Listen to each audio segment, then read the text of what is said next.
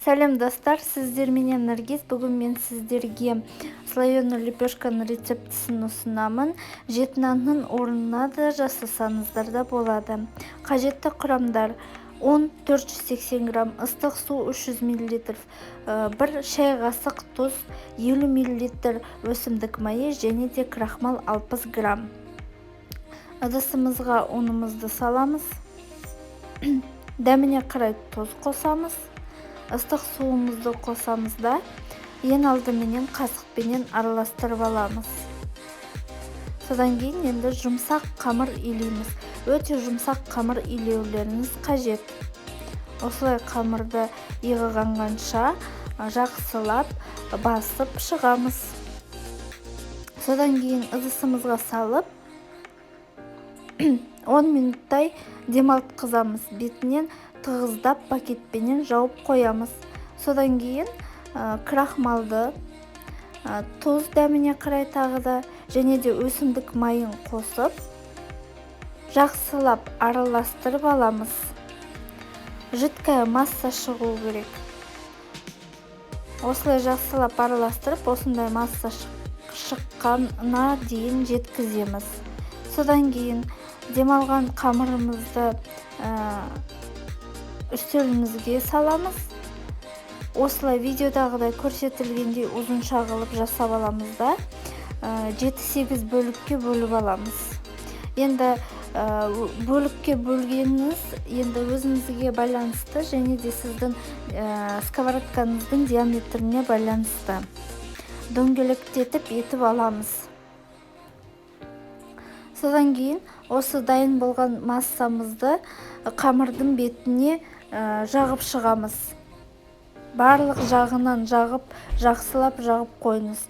Содан кейін тағы да 10 минуттай целлофанменен жауып демалтқызамыз.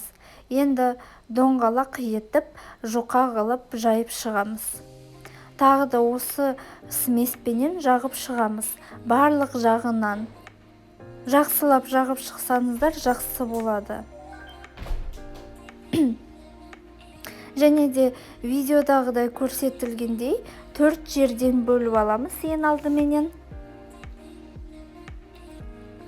Содан кейін тағы да 2 жерінен бөліп, осылай видеодағыдай көрсетілгендей жинап аламыз. Ең үлкен жағын ең соңғы бөлікпенен жауып шығамыз. Және де видеодағыдай көрсетілгендей жинап аламыз.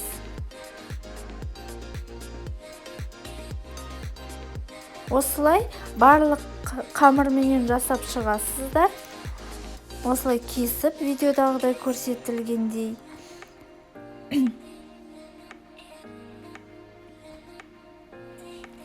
Және де қамырды осылай барлық бөліктерін жинап шығамыз.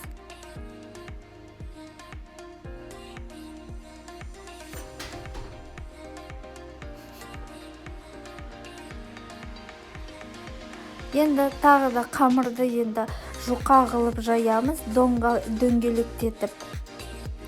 Және де тағы да осындай жасалынған смеспенен жағып шығамыз.